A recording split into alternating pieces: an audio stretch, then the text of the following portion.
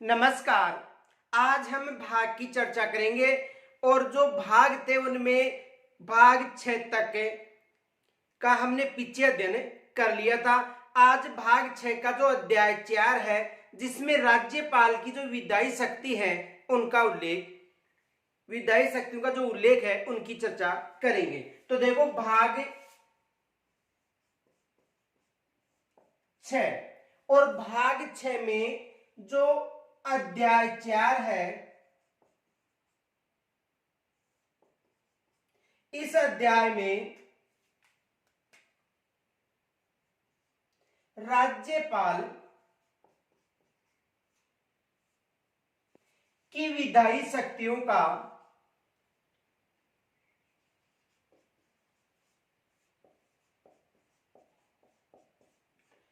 उल्लेख है। यानी राज्यपाल की जो विधायी शक्ति है उसका जो उल्लेख भाग 6 का जो अध्याय कौन सा है, भाग 6 का जो अध्याय 4 है, इस अध्याय में राज्यपाल की विधायी शक्ति का उल्लेख है। और अनुच्छेद कौन सा है, 213। यानी अनुच्छेद 213 में जो राज्यपाल है उसकी विधायी शक्ति का यानी अध्यादेश जारी करने की शक्ति का उल्लेख है। यदि विधानमंडल का जो सदन है यदि उपस्थित नहीं रहता है उस समय राज्यपाल के द्वारा जो शक्ति का प्रयोग किया जाता है विधायी शक्ति का, उसका उल्लेख किस अनुच्छेद में, अनुच्छेद 213 में। और राष्ट्रपति के द्वारा जो अध्यादेश जारी करने की जो शक्ति का उल्लेख किस अनुच्छेद में है। यदि राष्ट्रपति की बात करें तो देखो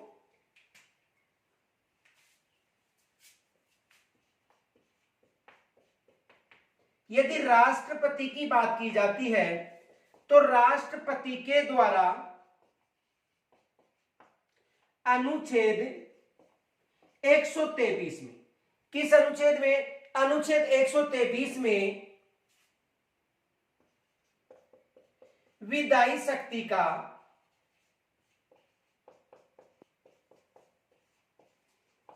उल्लेख है। तो एग्जाम में प्रश्न बन सकता है कि विधायी शक्ति का मतलब अध्यादेश, राज्यपाल किस अनुच्छेद के तहत अध्यादेश जारी करते हैं, किस अनुच्छेद में अध्यादेश का उल्लेख है, अनुच्छेद 213। और यदि राष्ट्रपति की बात करें तो 123 यानी 1 2 3, ये याद रखना है। तो अध्याय 4 में किसका उल्लेख है, राज्यपाल की शक्ति का। दूसरा देखो अध्याय यदि 5 की बात करें,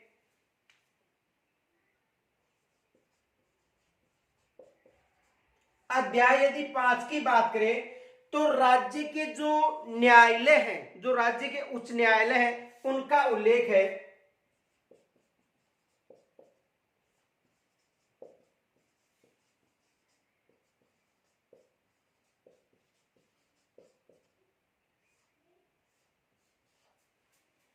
यानी अध्याय 5 में राज्यों के उच्च न्यायालय का उल्लेख।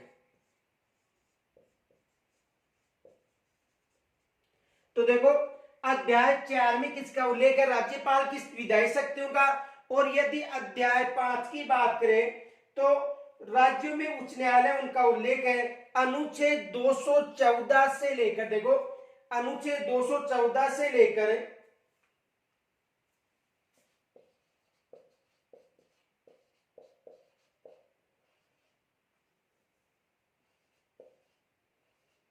232 तक, यानी अनुच्छेद 214 से लेकर 232 तक, ये याद रखना कि राज्यों के उच्च न्यायालय का उल्लेख है। अनुच्छेद 214 से लेकर 232 के मध्य किसका उल्लेख है, राज्यों की जो भी उच्च न्यायालय उनका उल्लेख किन अनुच्छेद में मिलता है, अनुच्छेद 214 से लेकर 232। एक देखो फैक्ट याद रखना, यहां पर जो भी अनुच्छेद भाग के साथ बताए जा रहे हैं वो एग्जाम में आए हुए अनुच्छेद है और अधिकतर मोस्ट अनुच्छेद है, तो इनको भाग के साथ साथ ही याद रखना आपको।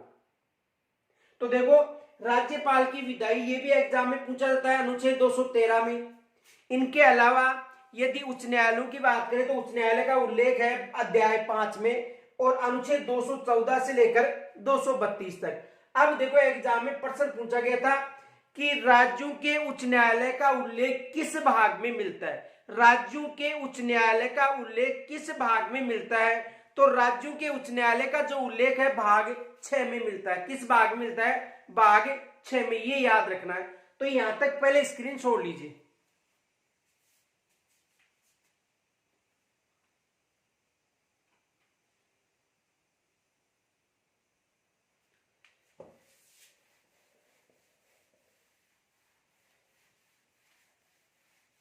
देखो एग्जाम में ये प्रश्न आया हुआ था,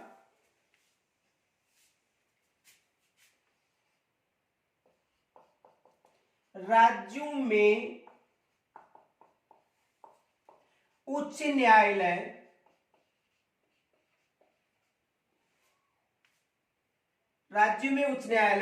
होंगे, इसका उल्लेख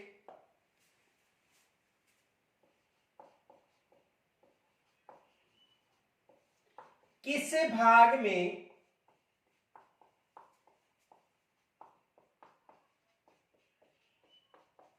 मिलता है? ये एग्जाम में, यानी प्रत्येक राज्य में या दो राज्यों में एक उच्च न्यायालय हो सकता है, तो राज्यों में उच्च न्यायालय होंगे, इसका जो उल्लेख है किस भाग में मिलता है? तो देखो इसका उल्लेख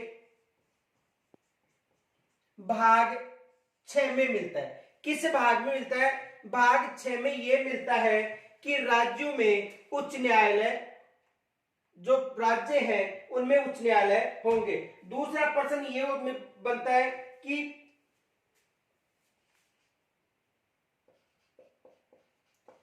प्रत्येक राज्य या दो या दो से अधिक, प्रत्येक राज्य या दो राज्यों या अधिक राज्यों, दो से अधिक राज्यों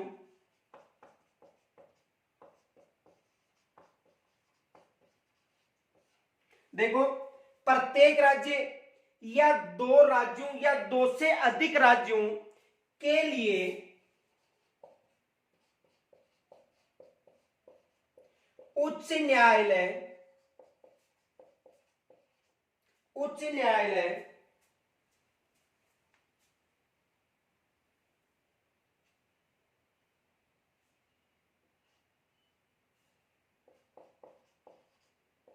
होंगे,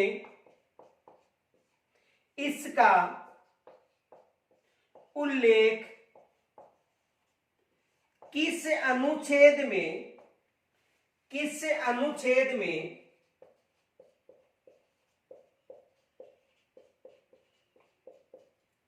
मिलता है? यह प्रश्न ध्यान से समझना कि प्रत्येक राज्य, देखो प्रत्येक राज्य हो सकता है या दो राज्य या दो से अधिक राज्यों के लिए उच्च न्यायालय होगा, तो इसका जो उल्लेख है वो किस अनुच्छेद में मिलता है? यह एग्जाम में ऐसा भी प्रश्न आ सकता है कि राजस्थान में एक उच्च न्यायालय होगा, इसका उल्लेख किस अनुच्छेद में मिलता है? तो प्रत्येक राज्य या दो से अधिक राज्यों के लिए जो उच्च न्यायालय होगा, इनका जो उल्लेख है अनुच्छेद 214 में मिलता है। किस अनुच्छेद में मिलता है? अनुच्छेद 214 में। अब देखो आपको कमेंट्स के द्वारा यह बताना है कि वर्तमान तक यानी आज तक भारत में कितने उच्च न्यायालय हैं, यानी आज तक, यानी वर्तमान तक, यानी आज तक मानो भारत में कितने उच्च न्यायालय हैं, कमेंट्स के द्वारा आपको बताना है। तो देखो प्रत्येक राज्य या दो से अधिक राज्यों के लिए उच्च न्यायालय होंगे, इसका जो उल्लेख किस अनुच्छेद में मिलता है? अनुच्छेद 214 में। यह प्रश्न ऐसे भी बन सकता है कि राजस्थान में एक उच्च न्यायालय होगा जिसका उल्लेख किस अनुच्छेद में मिलता है? तो राज्य के यानी राजस्थान में एक उच्च न्यायालय होगा, इसका उल्लेख किस अनुच्छेद में मिलता है? अनुच्छेद 214 में। यहां तक स्क्रीन छोड़ लीजिए।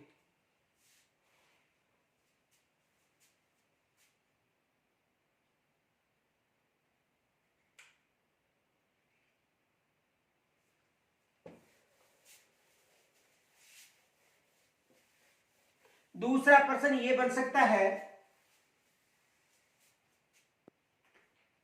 उच्च न्यायालय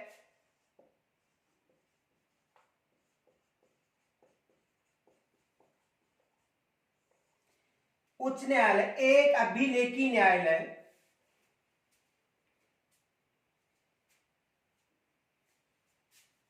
उच्च न्यायालयों का अभिलेखी न्यायालय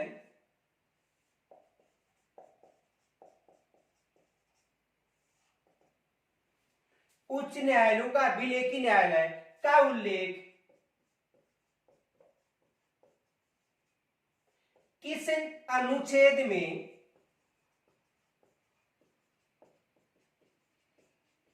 मिलता। यह भी एग्जाम में प्रश्न बन सकता है कि उच्च न्यायालय का अभिलेखी न्यायालय का जो उल्लेख है वो किस अनुच्छेद में मिलता है। तो देखो, अनुच्छेद 215। दूसरा, उच्च न्यायालय के गठन का उल्लेख भी एग्जाम में प्रश्न पूछ जाता है कि उच्च न्यायालय के गठन का उल्लेख किस अनुच्छेद में मिलता है। तो देखो, उच्च न्यायालयों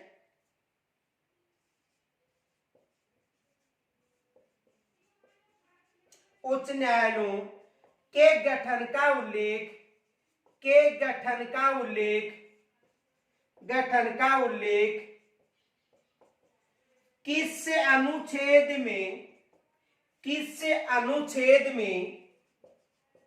किस अनुच्छेद में मिलता है। यह भी एग्जाम में प्रश्न बन सकता है कि जो उच्च न्यायालय है इनके गठन का जो उल्लेख है किस अनुच्छेद में मिलता है। यानी जो भी उच्च न्यायालय है उनके गठन का जो उल्लेख है अनुच्छेद किस में मिलता है, अनुच्छेद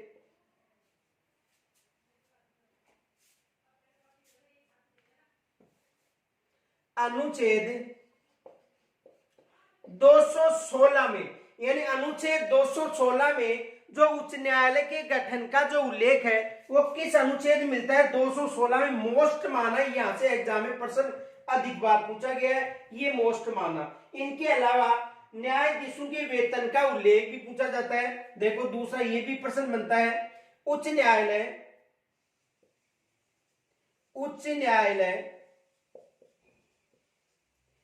के न्यायाधीशों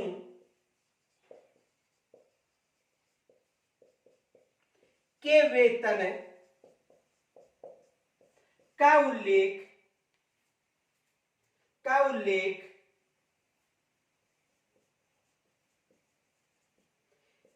किस अनुच्छेद में मिलता है।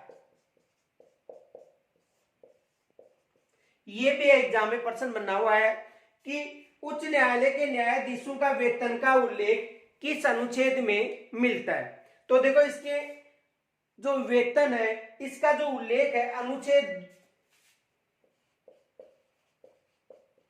221 में मिलता है। किस अनुच्छेद में मिलता है, अनुच्छेद 221 में न्यायाधीशों के वेतन का उल्लेख है। तो न्यायाधीशों के वेतन का उल्लेख किस अनुच्छेद में मिलता है, अनुच्छेद 221 में। देखो, जो उच्च न्यायालय के न्यायाधीश हैं इनको वेतन संचित निधि, जो संसद की संचित निधि है उसके द्वारा, संसद का जो संचित निधि कोष है उसके द्वारा इन्हें वेतन मिलता है। किन्हें, उच्च न्यायालय के न्यायाधीशों के वेतन का जो उल्लेख है वो किस अनुच्छेद में मिलता है, 221 में। तो ये भी एक मोस्ट प्रश्न है। तो देखो, उच्च न्यायालय के अभिलेखी न्यायालय का उल्लेख अनुच्छेद 215 में, उच्च न्यायालय के गठन का उल्लेख 216 में, और उच्च न्यायालय के न्यायाधीशों के वेतन का उल्लेख अनुच्छेद 221 में। ये अनुच्छेद जो न्यायालय संबंधी, उच्च न्यायालय संबंधी मोस्ट अनुच्छेद है, यहां तक स्क्रीनशॉट लीजिए।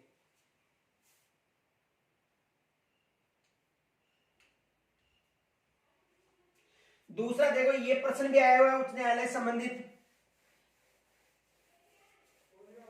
देखो, उच्च न्यायालय से संबंधित ये भी प्रश्न पूछा गया है कि एक उच्च न्यायालय से दूसरे उच्च न्यायालय में न्यायाधीश का जो स्थानांतरण है उसका उल्लेख किस अनुच्छेद में मिलता है। तो देखो, यानी कहने का मतलब है, एक उच्च न्यायालय से दूसरे न्यायालय में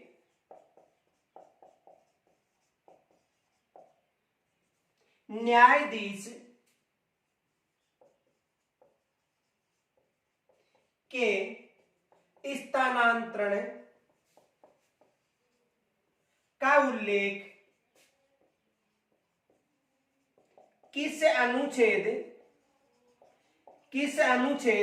में मिलता है?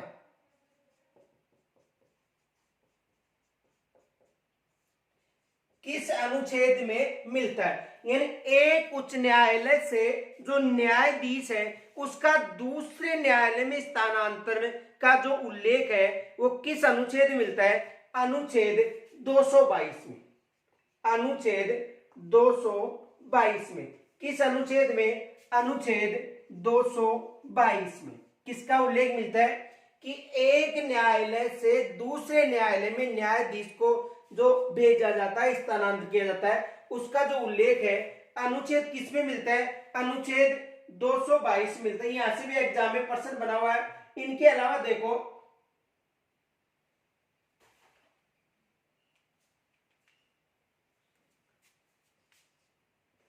दो या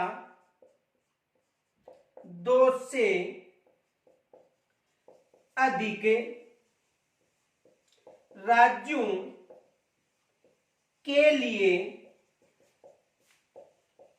उच्च न्यायालय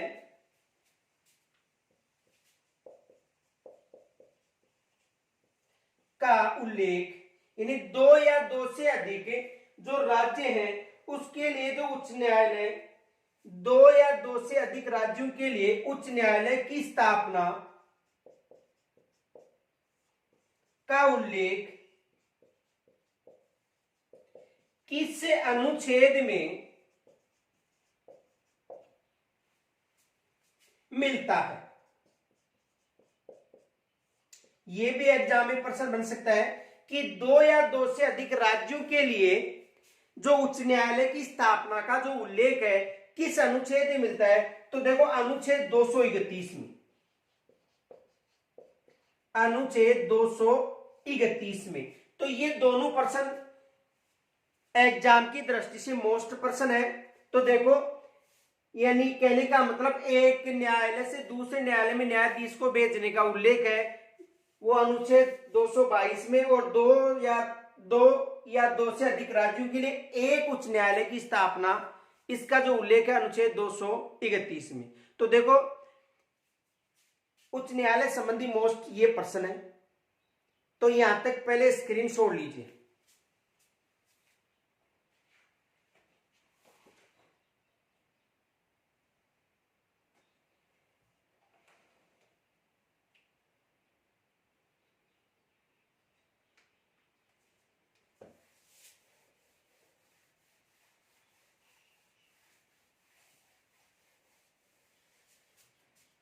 देखो अध्याय 6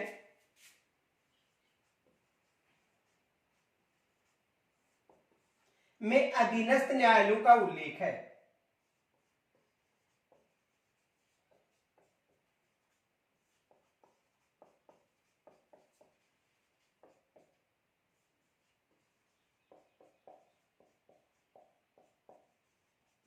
यानी जो अध्याय 6 है भाग 6 का, तो अध्याय 6 में जो अधीनस्थ न्यायालय है, कौन से न्यायालय?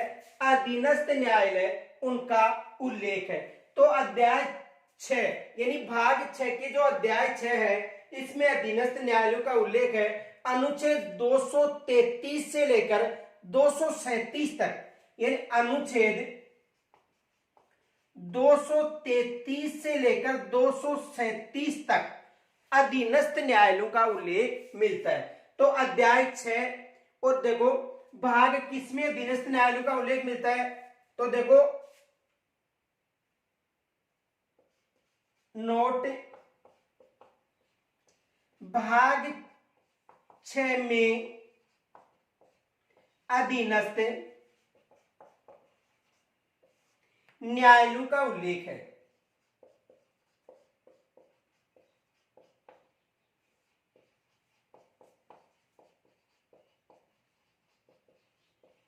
यानी अध्याय 6 में किसका उल्लेख मिलता है? अधीनस्थ न्यायालयों का उल्लेख मिलता है। तो यहां तक स्क्रीनशॉट लीजिए पहले।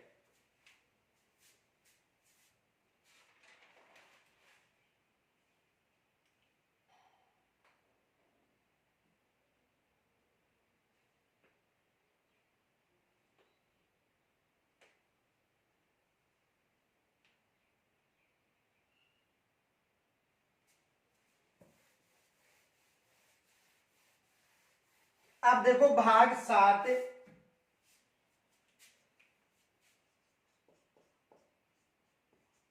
देखो जो भाग 7 है इसे 7वें संविधान संशोधन द्वारा निरस्त किया गया है। तो देखो 7वें संविधान संशोधन द्वारा निरस्त। और यदि अनुच्छेद की बात करें तो अनुच्छेद कौन सा है? 238। अनुच्छेद कौन सा है? 238। तो वर्तमान में जो भाग 7 है उसे निरस्त किया गया है। तो देखो भाग 7 वर्तमान में निरस्त है और अनुच्छेद कौन सा है? 238। अब देखो जो भाग 8 है, इस भाग 8 में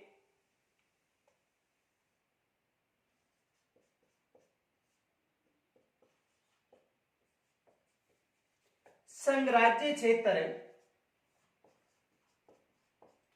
का उल्लेख है। यानी जो संघराज्य क्षेत्र है यानी संघीय प्रदेश, इसका जो उल्लेख है वो किस भाग में है? भाग 8 में। यानी संघीय क्षेत्र केंद्र शासित प्रदेश का जो उल्लेख है वो किस भाग में है? भाग 8 में। अनुच्छेद देखो 239 से लेकर 242 तक, यानी भाग जो 8 है इसमें जो संघ ये राज्य क्षेत्र या केंद्र शासित प्रदेश या संघराज्य क्षेत्र है उनका उल्लेख किस भाग में मिलता है? भाग 8 में मिलता है। तो ये भी याद रखना कि जो भाग 8 है इसमें किसका उल्लेख मिलता है? संघ राज्य क्षेत्र का उल्लेख मिलता है। अब आपको कमेंट्स के द्वारा ये बताना है कि जो अनुसूची 8 है, अनुसूची 8 है उसमें किसका उल्लेख था? ये तो भाग 8 है, लेकिन आपको कमेंट्स के द्वारा ये बताना है कि जो अनुसूची 8 है उसमें किसका उल्लेख है। और यदि वीडियो को लाइक नहीं किया तो लाइक करो और इस वीडियो को अपने ग्रुप में अधिक से अधिक शेयर करो। तो देखो जो भाग 8 है इसमें संघराज्य क्षेत्र यानी केंद्र शासित प्रदेशों का उल्लेख है अनुच्छेद 239 से लेकर 242 के मध्य।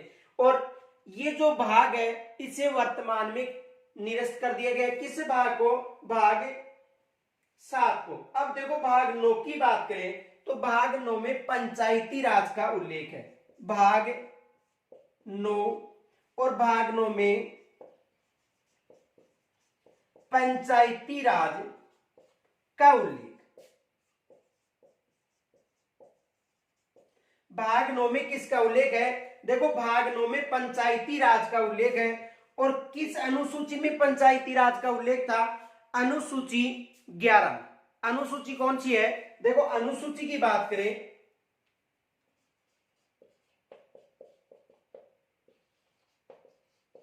अनुसूची 11 में किसका उल्लेख था? पंचायती राज का उल्लेख था। यानी कहने का मतलब पंचायतों का जो उल्लेख है वो अनुसूची कौन सी थी? 11 थी। और पंचायती राज संबंधी जो विषय थे वो कितने थे? ये भी याद रखना, पंचायती राज संबंधी विषय कितने थे? 29 विषय थे। और वर्तमान में राजस्थान में त्रिस्तरीय पंचायती राज है। और पीवी नरसिंह राव जो प्रधानमंत्री थे उनके शासनकाल में इन्हें संवैधानिक जो पंचायती राज है उन्हें संवैधानिक अधिकार मिला था। उस समय जो संविधान संशोधन था कौन सा था? 73वां संविधान संशोधन था। कौन सा था? 73वां संविधान संशोधन था। कौन सा संविधान संशोधन था? 73वां संविधान संशोधन था। और इसमें भाग जो अनुसूची है उसमें कितने विषयों का उल्लेख था? देखो विषय भी मिल सकता है वहां पर, या मद भी आ सकता है। तो कितने विषय या मदों का उल्लेख था? 29 मदों का उल्लेख था। और किस अनुसूची में? अनुसूची 11 है। और यदि भाग की बात करें तो भाग कौन सा है? भाग 9 है। अनुच्छेद 243 कैसे 243 अण तक अनुच्छेद पूछे यहां पर, तो देखो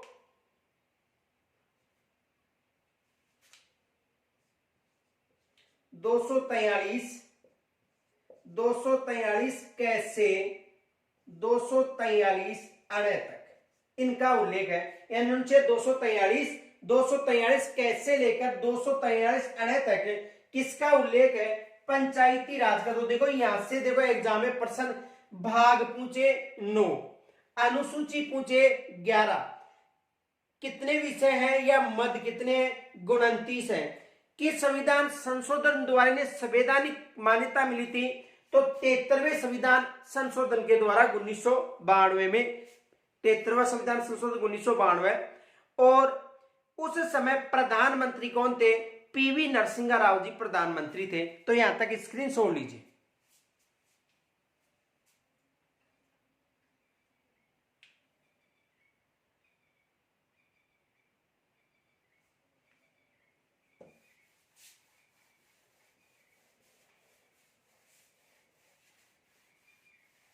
अब देखो भाग 9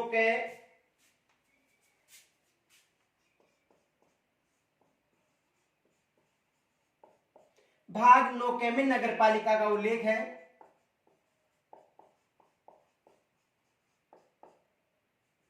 अनुच्छेद 243 तय से 243 ये 6, यानी जो भाग 9 का है इसमें किसका उल्लेख है? नगर पालिकाओं का या नगर पालिकाएं, यानी नगर पालिकाएं या नगर पालिकाओं का उल्लेख है।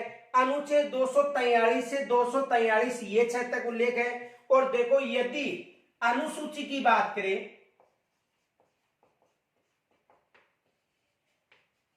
अनुसूची, तो अनुसूची 12 में, किस अनुसूची में? अनुसूची 12 में नगर पालिकाओं का उल्लेख है। और इसमें विषय कितने थे? विषय 18 थे। विषय कितने थे? 18 विषय थे। इनके अलावा कौन सा संविधान संशोधन था? 74वां संविधान संशोधन था। कौन सा संविधान संशोधन था? 74वां संविधान संशोधन था। और प्रधानमंत्री कौन थे? पीवी नरसिंह राव जी भी इस समय प्रधानमंत्री थे। तो भाग 9 के में नगर पालिकाओं का उल्लेख है। अनुच्छेद 243 तय से 243 ये 6 तक है। और इनके अलावा देखो अनुसूची 12 में इसका उल्लेख मिलता है। विषय कितने हैं? 18 विषय है। अब इनके अलावा भाग 9 ख की बात करें, भाग 9 ख, इसमें सहकारी समितियों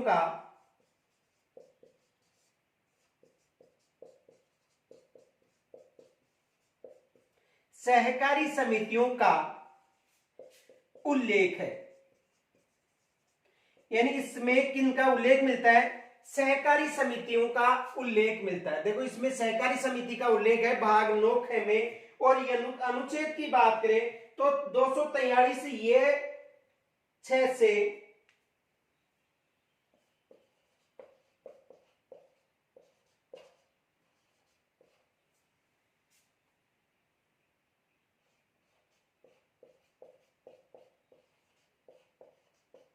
ये न तक, यानी देखो अनुच्छेद 243 ये जैसे ये न तक इनका उल्लेख है। यानी कहने का मतलब देखो भाग 9 अनुच्छेद 243 ये जैसे लेकर ये न तक इनका उल्लेख है। देखो यानी कहने का मतलब तय के बाद में, तय से आगे स्वर जो व्यंजन प्रारंभ होंगे उसके बाद में देखो कैसे दोबारा 6 तक आएंगे। अनुसूची 12 विषय 18 74वें संविधान संशोधन और भाग 9 में सहकारी समितियों का उल्लेख है। अनुच्छेद 243 ये जैसे लेकर 243 ये न तक किनका उल्लेख है? सहकारी समितियों का उल्लेख है। तो यहां से एग्जाम में प्रश्न बन सकता है भाग 9 के अनुसूची 12, भाग 9 के अनुसूची 12, विषय कितने हैं? 18। कौन सा संविधान संशोधन था? 74वां संविधान संशोधन था। प्रधानमंत्री कौन थे? श्री पीवी नरसिंह राव जी प्रधानमंत्री थे। तो यहां तक स्क्रीनशॉट लीजिए।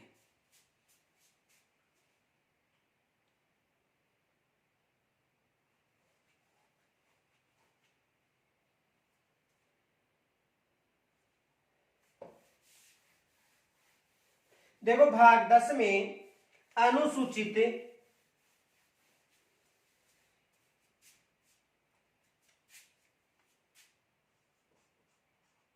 भाग 10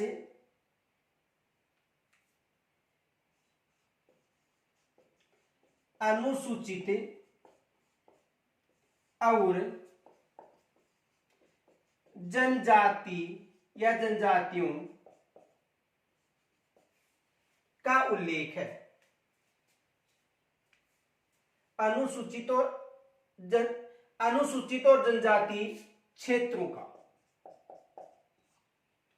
यानी भाग 10 में अनुसूचित और जनजाति जो क्षेत्र है, अनुसूचित और जनजाति जो क्षेत्र है उनका उल्लेख किस भाग में मिलता है? भाग 10 में अनुच्छेद 244 में।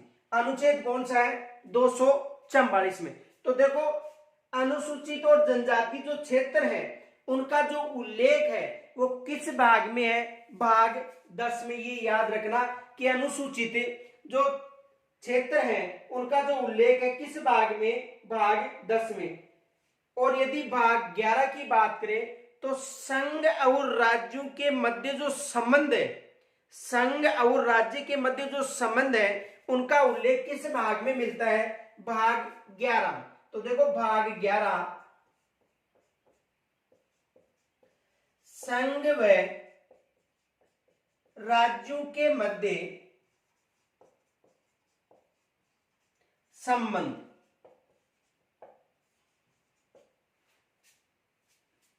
का उल्लेख।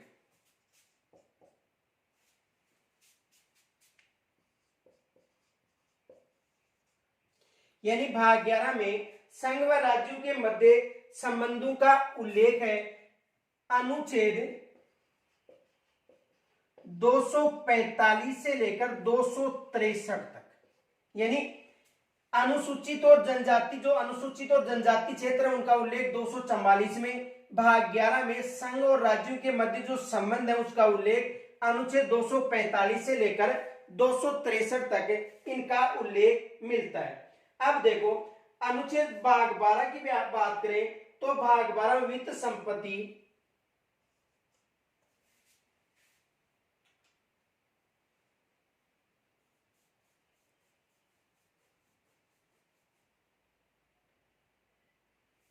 देखो पहले यहां तक स्क्रीनशॉट लीजिए, यहां तक पहले स्क्रीनशॉट लीजिए। देखो कुछ अनुच्छेद संबंधी प्रश्न और भी बन सकते हैं। तो देखो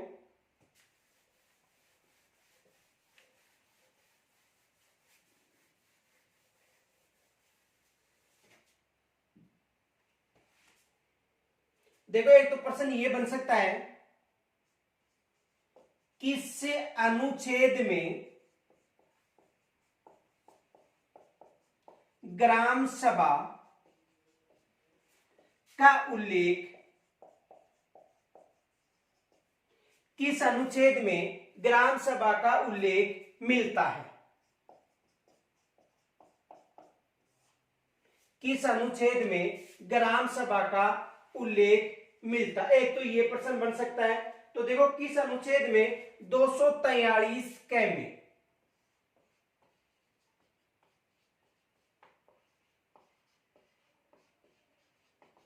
देखो जो पंचायती राज उसमें सबसे छोटी इकाई है ग्राम सभा। तो एग्जाम में ये प्रश्न बन सकता है कि किस अनुच्छेद में, यानी किस अनुच्छेद में जो ग्राम सभा है उसका उल्लेख मिलता है। तो एग्जाम में ये प्रश्न बन सकता है क्योंकि सबसे छोटी जो इकाई है वो क्या है, ग्राम सभा। तो यहाँ पर एग्जाम में प्रश्न बन सकता है। दूसरा बन सकता है पंचायतों का गठन का उल्लेख, पंचायतों के गठन का उल्लेख किस अनुच्छेद में मिलता है। दूसरा प्रश्न ये भी बन सकता है कि पंचायतों के गठन का उल्लेख किस अनुच्छेद में मिलता है। पंचायतों के गठन का उल्लेख किस अनुच्छेद में मिलता है।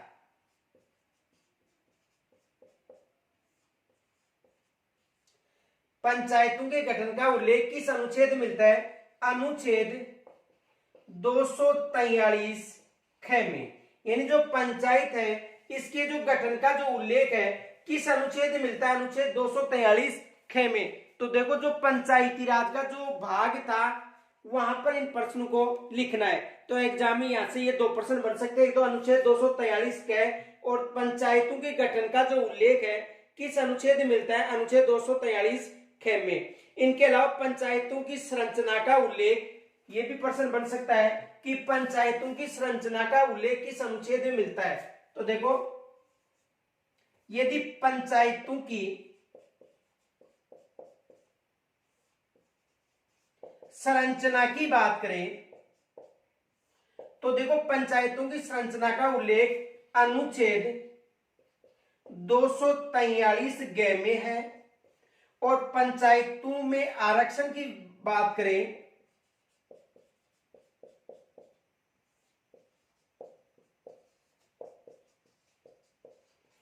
तो अनुच्छेद 243 घ, अनुच्छेद 243 घ। ये देखो जो पंचायती राज यानी भाग 9 में हमने जो पढ़ा था वहां पर इसको उल्लेख करना है कि किस अनुच्छेद में ग्राम सभा। देखो ये तो मेरी दृष्टि से तो मोस्ट प्रश्न है कि पूछा जा सकता है कि किस अनुच्छेद में ग्राम सभा का उल्लेख मिलता है, अनुच्छेद 243 क में। पंचायती गठन का उल्लेख 243 ख में और ग्राम पंचायतों की संरचना का उद्देश्य 243 ग।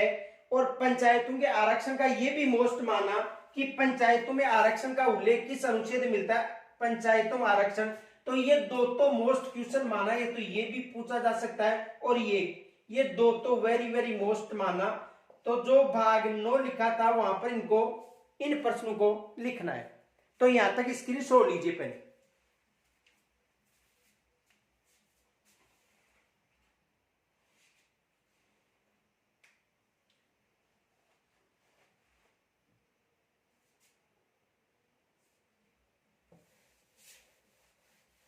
अब देखो भाग 12 में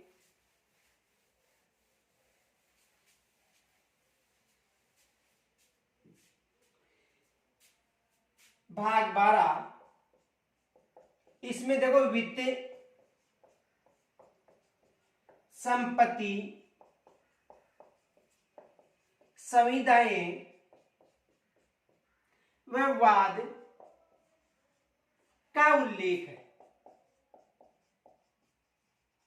यानी इसमें वित्तीय संपत्ति संविदाएं और जो वाद है इनका जो उल्लेख है किस अनुच्छेद में, किस भाग में मिलता है, भाग 12 में।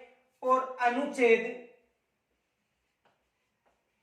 264 से लेकर 300 तक, यानी अनुच्छेद 264 से लेकर 300 तक देखो भाग 12 वित्त संपत्ति संविदाएं और वाद का जो उल्लेख है किस भाग में मिलता है, भाग 12 में।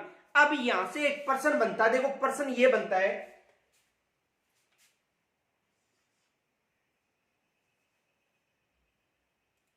देखो नोट के रूप में प्रश्न लिखा देता हूं, ध्यान रखना। नोट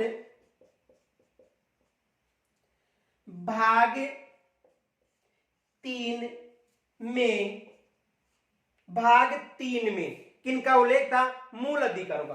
भाग 3 में जो मूल अधिकार थे, मूल अधिकार, भाग 3 में उल्लेखित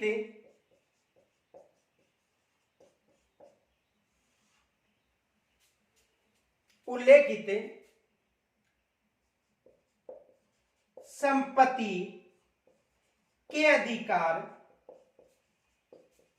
कौन सा अधिकार था?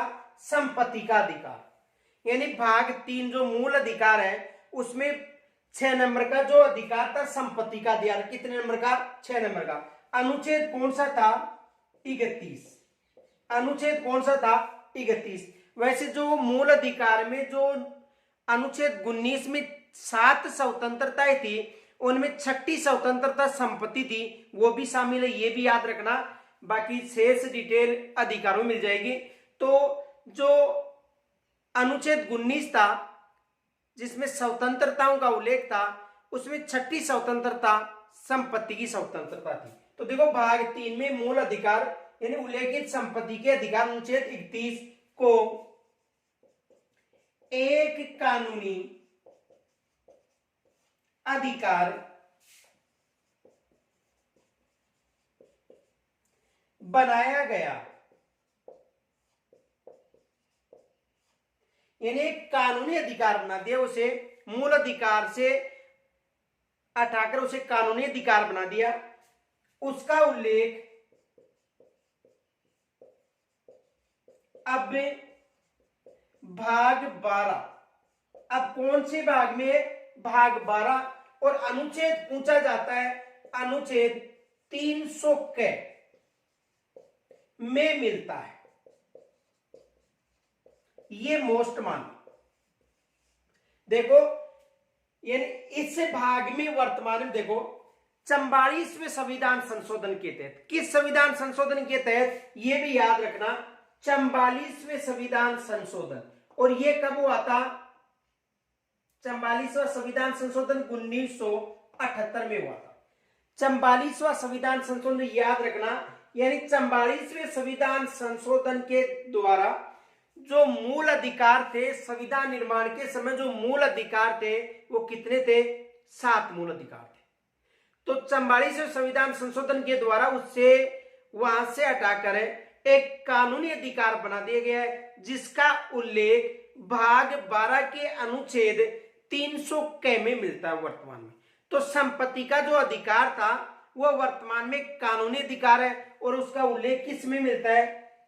अनुच्छेद 300 के, और भाग कौन सा है? 12। यहां से एग्जाम में प्रश्न बन सकता है, ध्यान से सुनना। देखो दोबारा, 44वें संविधान संशोधन 1978 के द्वारा जो मूल अधिकार संपत्ति का जो अधिकार था उसे परिवर्तित करके एक कानूनी अधिकार बना दिया गया है, जिसका उल्लेख वर्तमान में भाग 12 के अनुच्छेद 300 के में मिलता है। तो यहां से भी एग्जाम में प्रश्न बन सकता है, स्क्रीनशॉट लीजिए।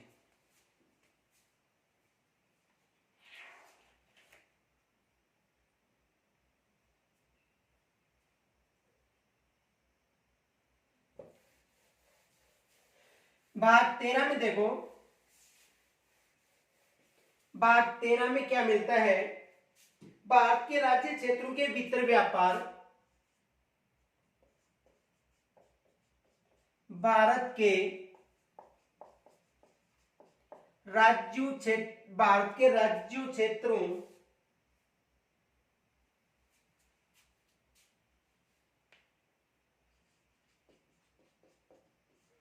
भारत के राज्य क्षेत्रों के मध्य व्यापार,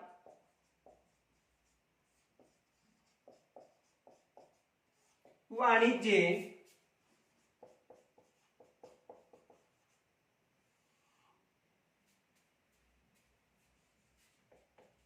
और समागम। यानी कहने का मतलब भाग 13 में देखो भारत के राज्य क्षेत्रों के मध्य जो भी व्यापार वाणिज्य और समागम है उसका उल्लेख किस भाग मिलता है? भाग 13 में। तो भारत के राज्य क्षेत्रों के मध्य व्यापार वाणिज्य, इनका जो उल्लेख है किस भाग में मिलता है? भाग 13 में, अनुच्छेद 301 से लेकर 307 तक। यहां पर प्रश्न आया हुआ है, देखो क्वेश्चन ये आया हुआ है, भारत के राज्यों के मध्य के व्यापार का उल्लेख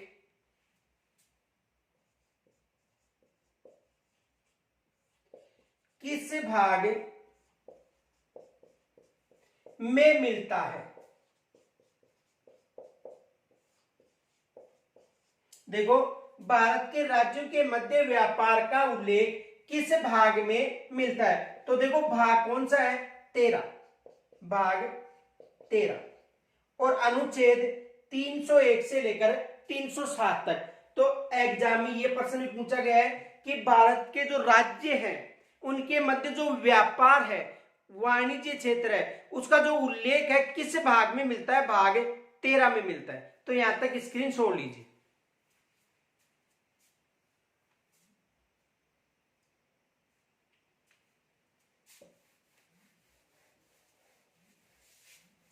और भाग 14 में संघ व राज्यों की अधीन सेवाओं का उल्लेख है। भाग 14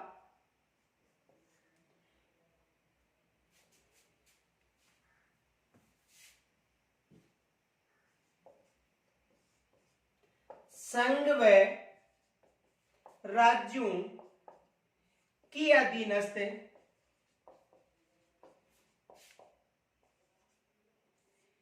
सेवाओं या सेवाएं, यानी संघ व राज्यों की जो अधीनस्थ सेवाएं हैं, संघ व राज्यों की जो अधीनस्थ सेवाएं हैं उनका जो उल्लेख है किस भाग में मिलता है, भाग 14 में। अनुच्छेद है 308 से लेकर 323 तक। अनुच्छेद 308 से लेकर 323 तक, यानी जो भी संघ राज्य, जो भी जैसे संघीय क्षेत्र है, जैसे संघ लोक सेवा आयोग, और राज्य में यदि आरपीएससी की बात करें, राजस्थान राज्य लोक सेवा आयोग या संघ लोक सेवा आयोग, तो इनका उल्लेख किस भाग में मिलता है, भाग 14 मिलता है। यहां से एग्जाम में प्रश्न बन सकता है। प्रश्न ये आ सकता है कि आरपीएससी का उल्लेख किस अनुच्छेद में मिलता है। तो देखो, यानी कहने का मतलब अनुच्छेद 308 से लेकर 323 तक किनका उल्लेख है, जो भी राज्य सेवाएं या प्रशासनिक सेवाएं हैं उनका उल्लेख है। तो यहां से देखो एग्जाम में एक प्रश्न जरूर बनता है कि संघ लोक सेवा आयोग का जो उल्लेख है वो मिलता है। तो संघ लोक सेवा आयोग का जो उल्लेख है अनुच्छेद 315 से लेकर 323 तक मिलता है। संघ लोक सेवा आयोग का उल्लेख अनुच्छेद 315 से लेकर 323 तक मिलता है। तो यहां से भी एग्जाम में प्रश्न बन सकता है। देखो प्रश्न ये बन सकता है, संघ लोक सेवा आयोग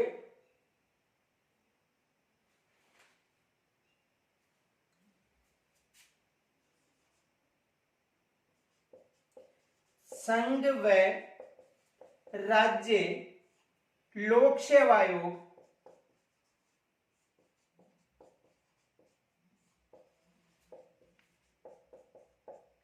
का उल्लेख किस अनुच्छेद में है, किस अनुच्छेद में है। तो किस अनुच्छेद में है, अनुच्छेद 315, यानी किस अनुच्छेद में है, अनुच्छेद 315 में किसका उल्लेख है, संघ लोक सेवा आयोग का उल्लेख है। तो यहां तक स्क्रीन छोड़ लीजिए पहले।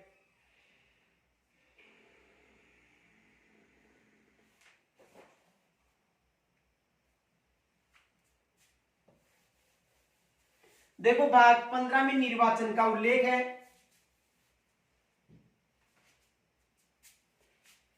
भाग 15 निर्वाचन, भाग 15 में किसका उल्लेख है, निर्वाचन का उल्लेख है।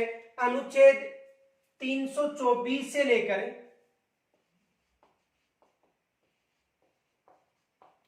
329 तक, अनुच्छेद 323 से लेकर 329 तक जो निर्वाचन है उसका उल्लेख है। प्रश्न पर पूछा जा सकता है कि पंचायती राज जो संस्थाएं हैं उनका जो चुनाव है किसके द्वारा करवाया जाता है। पंचायती राज संस्थाओं का चुनाव, देखो एग्जाम में प्रश्न बन सकता है,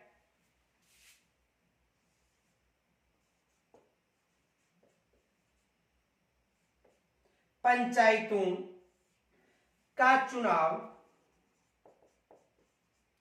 किसके द्वारा करवाया जाता है?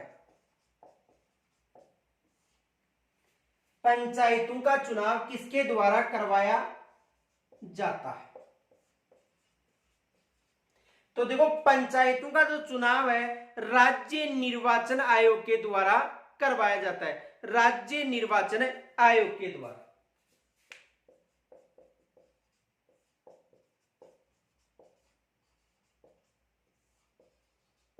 किसके द्वारा करवाया जाता है?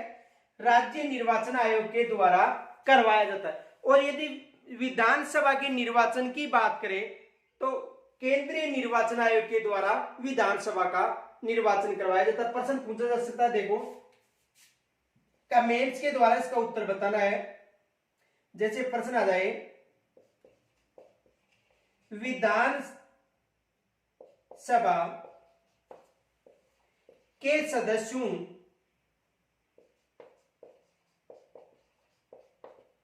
का निर्वाचन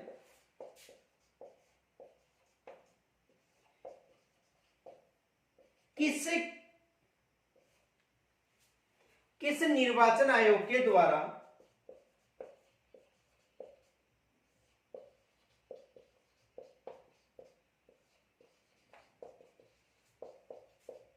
करवाया जाता है?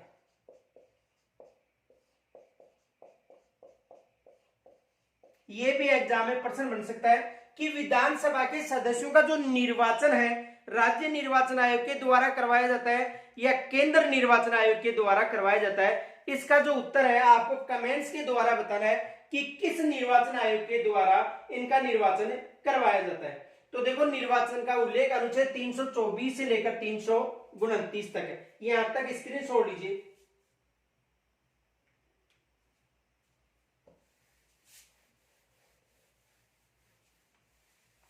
अनुच्छेद 16 में कुछ वर्गों से संबंधित विशेष उपबंध का उल्लेख है। अनुच्छेद 16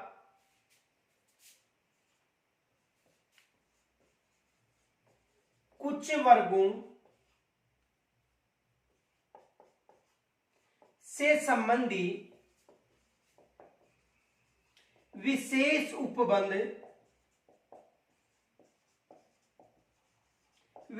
उपबंधों का उल्लेख।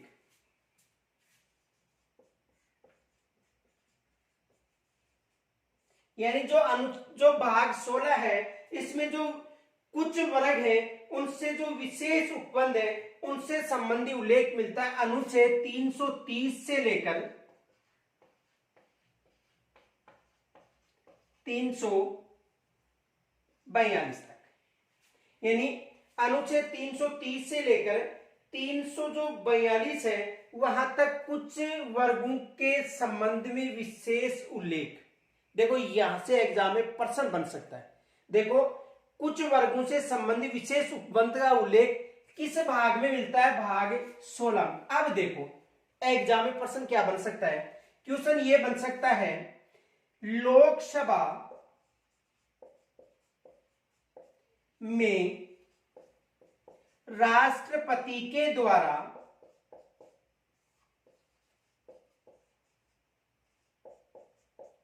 दो आंग्ल भारतीयों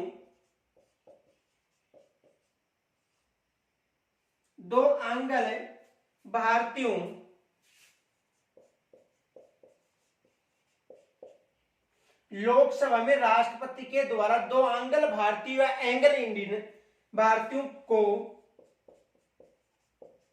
मनोनीत किया जाता था, जो वर्तमान में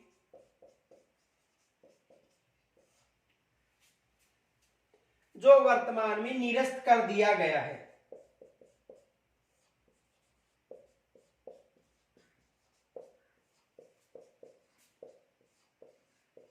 इसका उल्लेख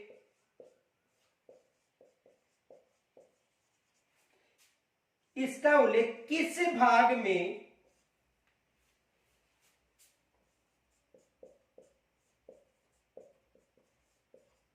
है। देखो, लोकसभा में राष्ट्रपति के द्वारा 2 आंगन भारतीयों को मनोनीत किया जाता था, जो वर्तमान में यानी 104 या 126वें संविधान संशोधन के द्वारा यानी पारित 104 में से कुल कितने हो गए हैं, 126, तो निरस्त कर दिया गया है, जिसका उल्लेख किस भाग में मिलता है। ये मोस्ट माना एग्जाम में प्रश्न बन सकता है। भाग कौन सा है, 16। अनुच्छेद कौन सा है, 331। अनुच्छेद कौन सा है, 331। ये याद रखना, क्योंकि यहां से एग्जाम में प्रश्न बन सकता है। तो वर्तमान में जो 2 आंगन भारतीय है उनको मनोनीत नहीं किया जा रहा है। संसद में केवल 12 सदस्यों को राष्ट्रपति के द्वारा, जो राज्यसभा के सदस्य हैं उनको, जो राज्यसभा से कला, संस्कृति और विज्ञान और साहित्य क्षेत्र जो सदस्य हैं 12, उनका ही मनोनीत किया जाता है, न कि 2 आंगन भारतीयों का वर्तमान में मनोनीत किया जा रहा है। तो यहां तक स्क्रीनशॉट लीजिए, ये प्रश्न मोस्ट मानना, यहां से एग्जाम में प्रश्न बन सकता है, मोस्ट क्वेश्चन है, स्क्रीनशॉट लीजिए।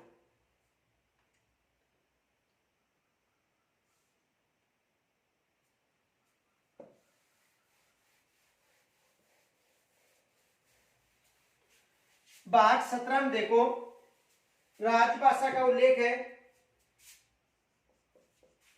भाग 17 में किसका उल्लेख है, राजभाषा। अनुच्छेद 243 से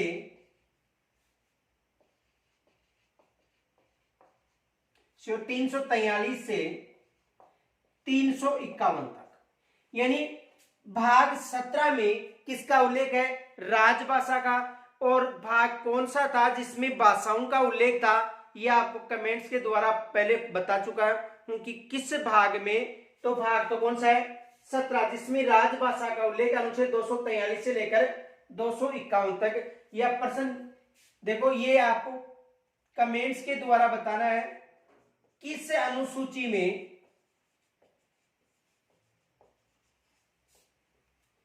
किस अनुसूची में भाषाओं का उल्लेख है, किस अनुसूची में भाषाओं का उल्लेख है। तो कौन सी अनुसूची है जिसमें भाषाओं का उल्लेख है, अनुसूची में आपको अच्छी तरह यहां पर समझाया गया था। अब देखो, जो भाग 18 है इसमें आपात उपबंध का उल्लेख है।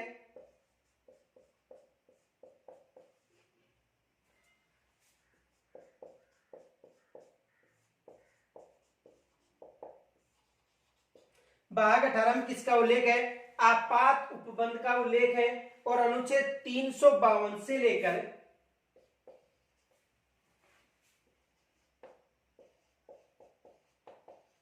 360। तो देखो, भाग 17 में राजभाषा का उल्लेख है और अनुच्छेद 243 से 251, ये अनुसूची में बताया गया था किस अनुसूची में भाषाओं का उल्लेख, कितनी भाषाएं थी, 12 भाषाएं। कितनी भाषाएं थी, 12 भाषाएं थी। और वहां पर एक जो प्रश्न बनाया था, उस प्रश्न में एक मिस्टेक हो गई थी। जो 91वां संविधान संशोधन है वहां पर 92वें संविधान संशोधन था, लिखने में मिस्टेक हो गई थी। जो 91वां संविधान संशोधन था वहां पर कौन सा था, 92वें संविधान संशोधन। तो देखो, किस अनुसूची में भाषाओं का उल्लेख है आपको बताना है। और भाग 18 में आपातकाल, 3 तरह का आपातकाल प्रमुख था। एक, 2 जो राष्ट्र या कुछ सीमा को लेकर, जो अनुच्छेद 352, राज्यों के मध्य 356 और वित्तीय आपात 360। तो इनकी जो डिटेल है राष्ट्रपति के टॉपिक में की जाएगी।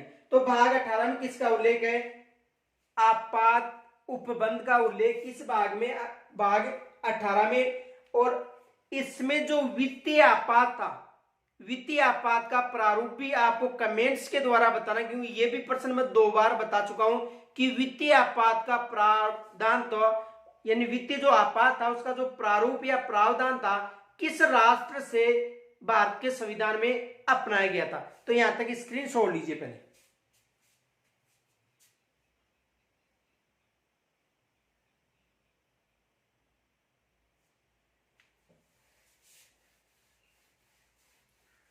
भाग 19 देखो, प्रकीर्ण है।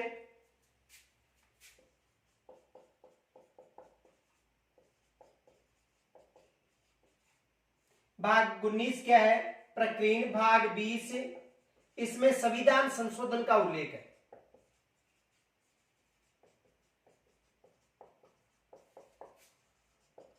भाग 20 क्या है? प्रकीर्ण है, यानी भाग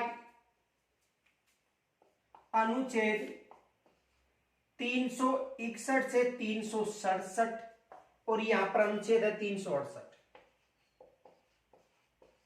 देखो संविधान संशोधन है वो किस राष्ट्र, ये जो संविधान संशोधन का जो प्रारूप है किस राष्ट्र से ग्रहण किया गया था? दक्षिणी अफ्रीका से। और संविधान संशोधन संबंधी जो भाग है वो कौन सा भाग है? भाग 20। तो संविधान संशोधन संबंधी जो भाग है वो कौन सा है? 20 है।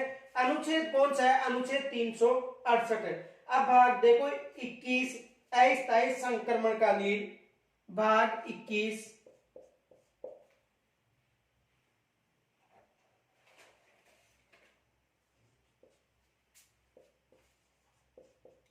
अस्थायी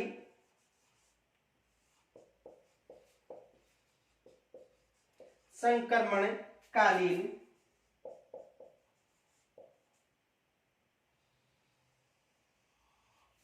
यानी भाग जो 21 है अस्थायी संक्रमणकालीन और विशेष उपबंध। अस्थायी संक्रमणकालीन और विशेष उपबंध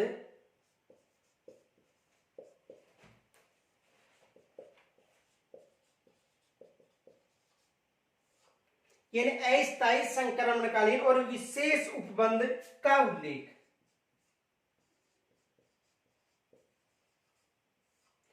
किन किन का उल्लेख है? अस्थायी संक्रमणकालीन और विशेष उपबंध अनुच्छेद 369 से लेकर 392 तक। अनुच्छेद 369 से लेकर 392 तक किसका उल्लेख है? भाग 21 का। और ये मोस्ट माना कि संविधान संशोधन का उल्लेख, जो संविधान संशोधन है उसका जो उल्लेख है किस भाग में है? तो भाग 20 में। तो देखो प्रकीर्ण यानी इसमें निरस्त किए गए अनुच्छेद 331 से लेकर 367 तक। भाग 20 संविधान संशोधन किस राष्ट्र से अपनाया गया है? दक्षिणी अफ्रीका से अपनाया गया है। किस राष्ट्र से? दक्षिणी अफ्रीका से। भाग 21 में है अस्थायी संक्रमणकालीन और विशेष जो उपबंध का जो उल्लेख है भाग किसमें है? 21 में। तो यहां तक स्क्रीन छोड़ लीजिए, पहले यहां तक स्क्रीन छोड़ लीजिए।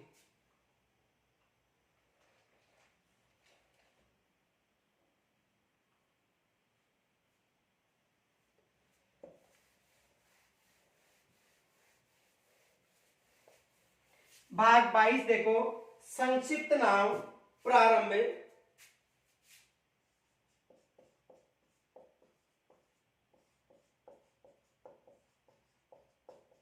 संक्षिप्त नाम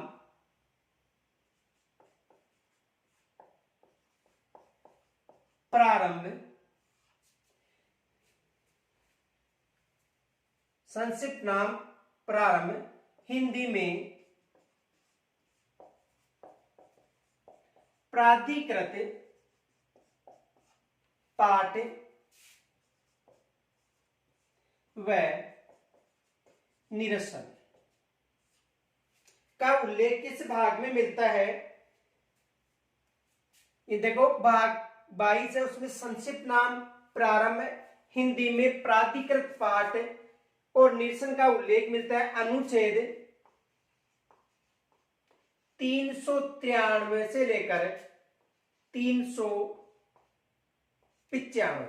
किस अनुच्छेद तक? अनुच्छेद 393 से लेकर 395 तक। देखो संक्षिप्त नाम, इसे समझो, यानी जो संक्षिप्त नाम है उनका जो उल्लेख किस में मिलता है? भाग 12 में। जैसे देखो, यदि संयुक्त राष्ट्र संघ है,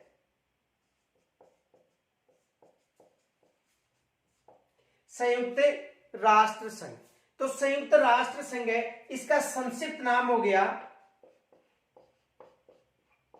तो इनका जो उल्लेख है, जैसे संयुक्त का स हो गया, राष्ट्र का रा हो गया, संघ का स, संयुक्त राष्ट्र संघ, तो इनका जो उल्लेख है वो किसमें मिलता है? भाग 22 में। जैसे संयुक्त राज्य अमेरिका है, यूएसए, संयुक्त राज्य अमेरिका को यूएसए, वैसे जो संक्षिप्त नाम है इनका जो उल्लेख है किस भाग में मिलता है, भाग 22 में। तो जैसे संयुक्त राष्ट्र संघ हो गया, संयुक्त राष्ट्र संघ या संयुक्त राज्य अमेरिका यूएसए, ऐसे जो संक्षिप्त नाम है उनका जो उल्लेख है किस भाग में मिलता है, भाग 22 में। तो देखो भाग 22 तक जो मोस्ट जो अनुच्छेद थे उनका तो हमने यहाँ पर अध्ययन कर लिया है। अब कल का जो हमारा टॉपिक है वो है भारत के संविधान की विशेषताएं और जो संविधान का गठन कैसे हुआ, उसके बाद में हम अध्ययन करेंगे उद्देशिका, और उद्देशिका के बाद में जो संसद है उसका अध्ययन करेंगे, और उसके बाद में जो राज्य की जो राज व्यवस्था है उसका अध्ययन करेंगे। तो यहां तक यदि कोई भाग में देखो, भाग में जो मोस्ट अनुच्छेद है उनका ही यहां पर हमने उल्लेख किया। बाकी टोटल जो अनुच्छेद है, जैसे मान लो कि हमें जो संविधान की विशेषता के बाद में जैसे मूल कर्तव्य संबंधी जो मूल कर्तव्य में उल्लेख मिल जाएगा, जो मूल अधिकार है वहां पर जो टोटल मूल अधिकार में उल्लेख मिल जाएगा, और इनके अलावा नीति निर्देश में मिल जाएगा।